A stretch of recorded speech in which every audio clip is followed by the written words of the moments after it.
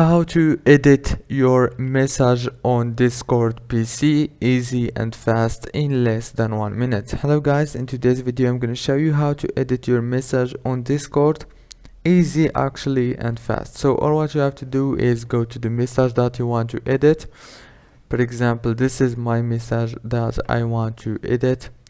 All what you have to do is go here.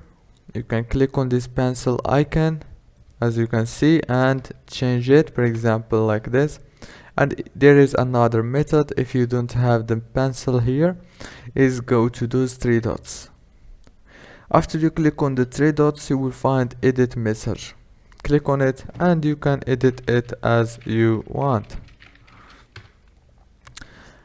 If this video was helpful, please don't forget to like and subscribe, and thank you so much for watching this video until the end. See you later.